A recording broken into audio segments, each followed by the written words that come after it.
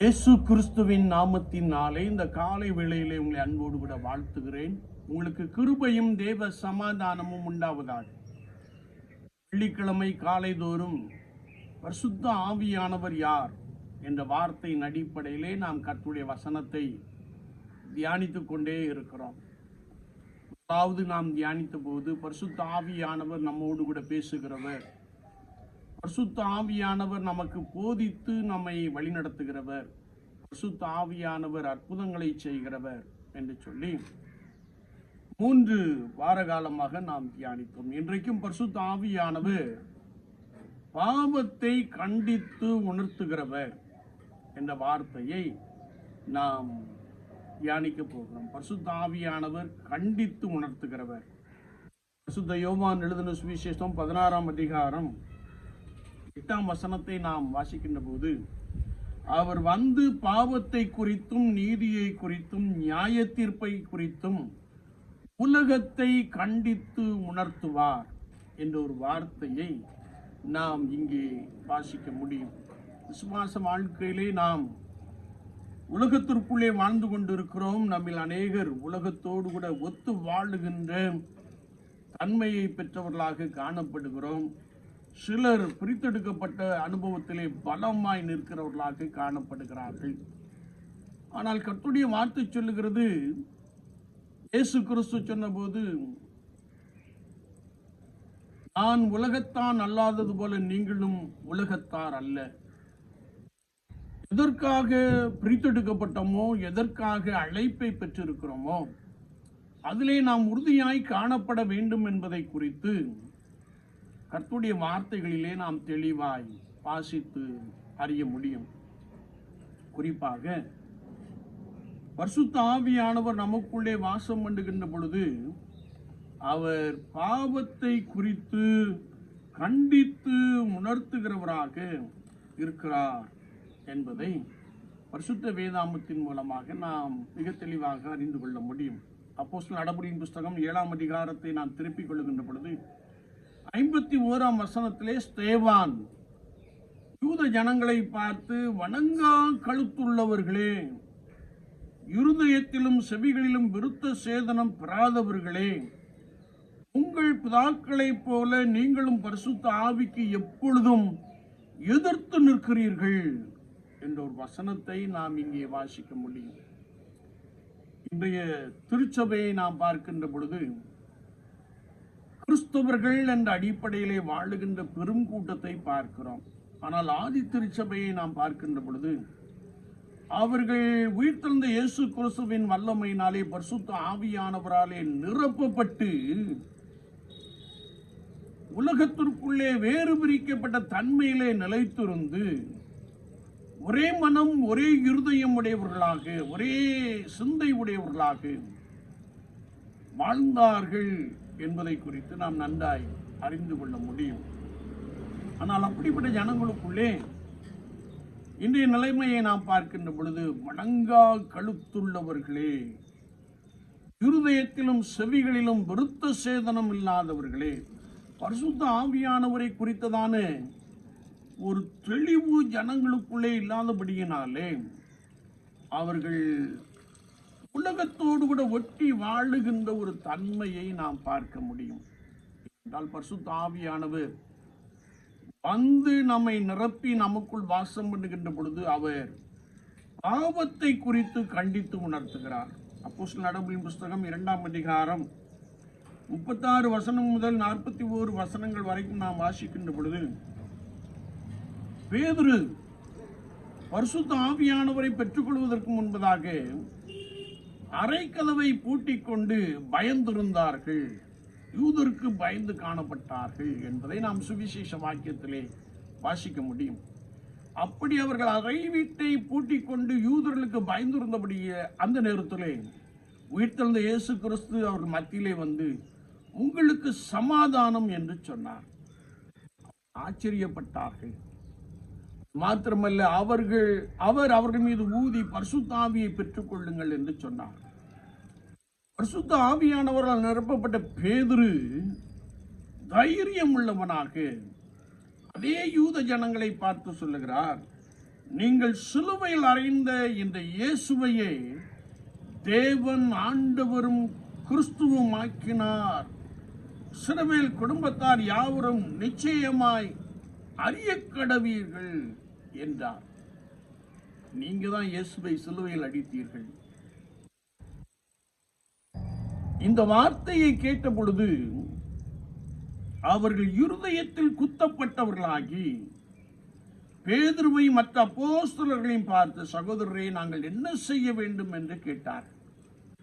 அதற்கு அவர்கள், எங்கள் மனம் திரும்பி ஒவ்வொருவரும் பாவ மன்னிப்புக்கென்று ஞானஸ்நானம் பெற்றுக்கொள்ளுங்கள், இயேசு கிறிஸ்துவின் நாமத்தினாலே ஞானஸ்நானம் பெற்றுக்கொள்ளுங்கள், அப்பொழுது பரிசுத்த ஆவியின் வரத்தை பெறுவீர்கள். இந்த வாக்குத்தத்தம் எல்லாருக்கும் உரியது என்று சொன்னார்கள். அன்றைய தினம் மட்டும் ஏறக்குறைய 3000 பேர் இயேசுவை சொந்த ரட்சகராக ஏற்றுக்கொண்டார்கள்.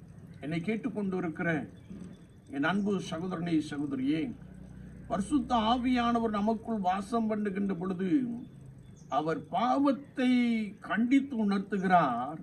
வார்த்தையை சந்தோஷமாய் ஏற்றுக்கொண்டவர்கள் அவரை தங்கள் சொந்த இரட்சகராக ஏற்றுக்கொள்ளுகிறார்கள் என்பதை குறித்து வசனம் மிக ஆழமாக கற்றுக் கொடுக்கிறது. இன்னும் நாம் லகுவான ஒரு காரியத்தை தியானிக்க வேண்டும் என்றால், ஆதியாகமத்தின் புஸ்தகம் 41ஆம் அதிகாரத்தை நாம் திருப்பிக் கொள்ளுகின்ற பொழுது அங்கே கர்த்தருடைய வார்த்தை சொல்லுகிறது, யோசேப்பை ஆண்டவர் தமக்காக தெரிந்து கொண்டார். 41:38 நாம் வாசிக்கிறோம். பார்வோன் தன் ஊழியக்காரரை நோக்கி, தேவ ஆவியை பெற்ற இந்த மனுஷனை போல வேறொருவன் உண்டோ என்று கேட்கிற ஒரு வார்த்தையை நாம் வாசிக்க முடியும்.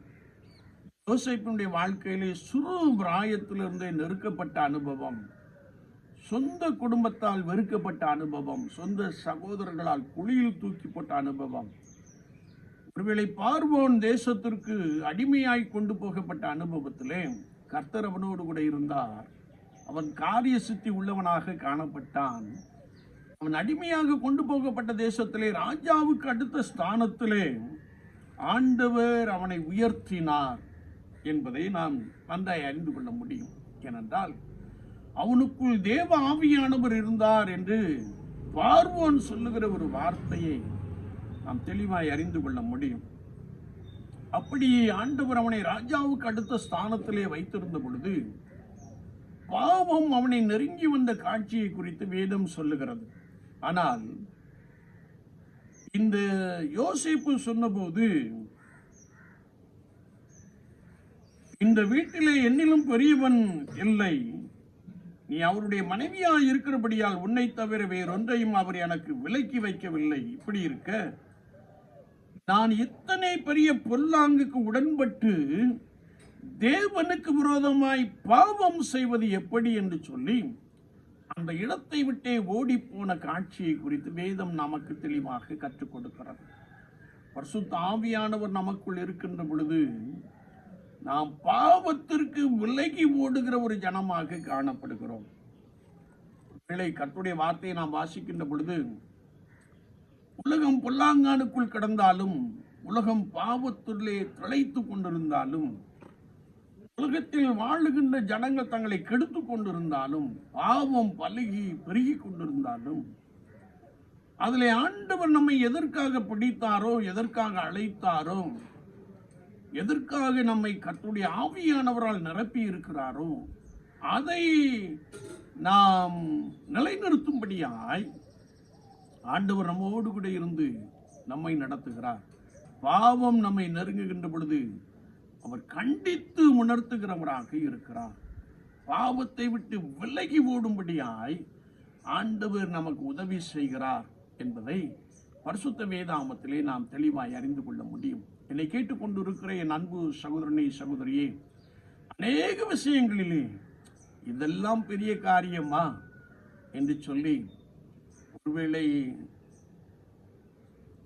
நம்மை நாமே உலகத்தோடு கூட காம்ப்ரமைஸ் பண்ணி கொள்ளுகிற நிலைப்பாட்டை கிறிஸ்தவ உலகத்திலே நாம் பார்க்க முடியும். இது பெரிய காரியமா என்று சொல்லி பாவத்தோடு கூட காம்ப்ரமைஸ் பண்ணி கொள்ளுகிற அநேகரை நாம் பார்க்க முடியும். ஆனால் பரிசுத்த ஆவியானவர் நம்மை நிரப்பி இருக்கின்ற பொழுது அவர் பாவத்தை குறித்து கண்டித்து உணர்த்துகிறவராக இருக்கிறார். பரிசுத்தமாய் வாழும்படியான அனுபவங்களை கொடுக்கிறார். பரிசுத்தத்தின் மேல் பரிசுத்தத்தை பெற்றுக் கொள்ளும்படியான கிருபையை கொடுக்கிறார். மகிமையின் மேல் மகிமையினாலே நிரப்பப்படும்படியான மிகப்பெரிய ஒரு அனுபவத்தை ஆண்டவர் நமக்கு கொடுக்க போதுமானவராக இருக்கிறார். எனவேதான் நாம் இன்னும் கர்த்தருடைய வார்த்தையை வாசிக்கின்ற பொழுது, நீங்கள் மாறுபாடுள்ள இந்த சந்ததியை விட்டு விலகி உங்களை ரட்சித்துக் கொள்ளுங்கள் என்று சொல்லுகிற ஒரு வார்த்தையை நாம் வாசிக்க முடியும். உலகம் மாறுபாடாய் காணப்படுகிறது.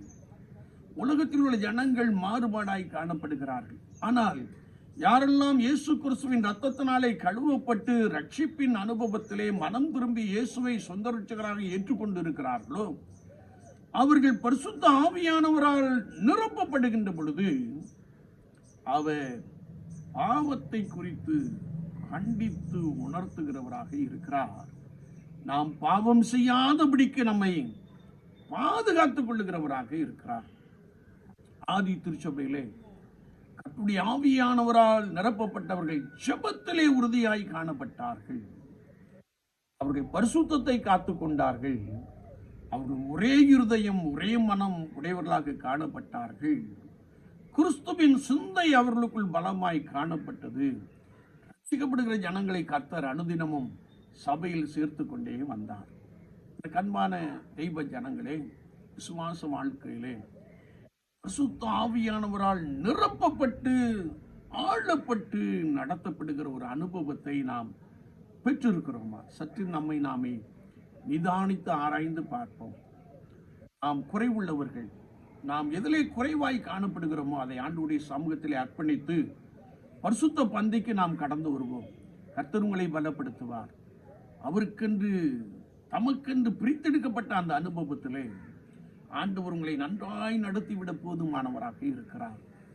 பூலோக வாழ்க்கையிலே பரிசுத்தத்தை காத்துக்கொண்டு பாவத்திற்கு விலகி ஓடுகிற ஒரு மெய்யான அனுபவத்தை ஆண்டவர் நமக்குள்ளே நிறைவாய் கொடுக்க போதுமானவராக இருக்கிறார். ஆண்டவரே எனக்கு உதவி செய்யும் என்று சொல்லி நாம் அவரை நோக்கி பார்ப்போம். அவர் உங்கள் நடுவிலே பெரியவராக இருக்கிறார். அவர் உங்களுக்குள் வந்து உங்களை பலமாய் நடத்துவார். நீங்கள் மிகவும் ஆச்சரிய விதமாக நடத்தி கொண்டு போகப்படுவீர்கள். கர்த்தர் உங்களோடு கூட இருப்பதை அநேகர் காண்பார்கள். இவர்கள் இயேசுவின் பிள்ளை என்று சொல்வார்கள். அப்படிப்பட்ட அனுபவத்தை ஆண்டவர் நமக்கு நிறைவாய் கொடுப்பாராக. ஆமீன், ஆமீன். நாம் ஜெபிப்போம். நேசிக்கிற நல்ல ஆண்டவரே, இந்த வேளைக்காக நாங்கள் நன்றியோடு மை துதிக்கிறோம், மை ஸ்தோத்திரிக்கிறோம். நாளிலும் அநேகருடைய சமூகத்திலே வந்து காத்திருப்பதை நீ காண்கிறபடினால் மை ஸ்தோத்திரிக்கிறோம் பிதாவே. வல்லமை ஒவ்வொருவரையும் பலப்படுத்தும்படியால் ஆண்டவரே பரிசுத்தத்தோடு கூட வாழும்படியான அனுபவத்தை கொண்டவர்களாக, பரிசுத்த ஆவியானவரை பெற்றுக் கொண்டவர்களாக, ஆபத்திற்கு விலகி ஓடுகிறவர்களாக காணப்பட தேவ ஆவியானவர் அனுக்கிரகம் செய்யும்படியாய் நாங்கள் வேண்டு நிற்கிறோம். ஏனென்றால் பரிசுத்த ஆவியானவர் நமக்குள் வாசம் பண்ணுகின்ற பொழுது பாவத்தை குறித்து கண்டித்து உணர்த்துகிற அனுபவம் ஒவ்வொரு தனிப்பட்ட மனிதனுடைய வாழ்க்கையிலே, மனுஷர்களுடைய வாழ்க்கையிலே காணப்பட தேவ ஆவியானவர் அனுக்கிரகம் செய்யும்படியாய் நாங்கள் வேண்டு நிற்கிறோம். ஆதி திருச்சபையிலே காணப்பட்ட அந்த கிருபை, ஆதி திருச்சபையிலே வெளிப்பட்ட அந்த கிருபை இந்த காலத்திலும் பலமாய் வெளிப்படும்படியாய் ஜனங்களை நிரப்பும்படியாய் நாங்கள் செபிக்கிறோம். யாரெல்லாம் அபிஷேகத்தை பெறவில்லையோ பரிசுத்தத்தோடு கூட காத்திருந்து வல்லமையை தரித்து கொண்டவர்களாக, நற்சாட்சி பெற்றவர்களாக எழும்பி பிரகாசிக்க கிருபை தார். ஒவ்வொருவரையும் பலப்படுத்தும், ஆசீர்வதித்தருளும். இயேசு கிறிஸ்துவின் நாமத்தில் ஜெபங்கேளும் பரிசுத்த பிதாவே. ஆமென், ஆமென்.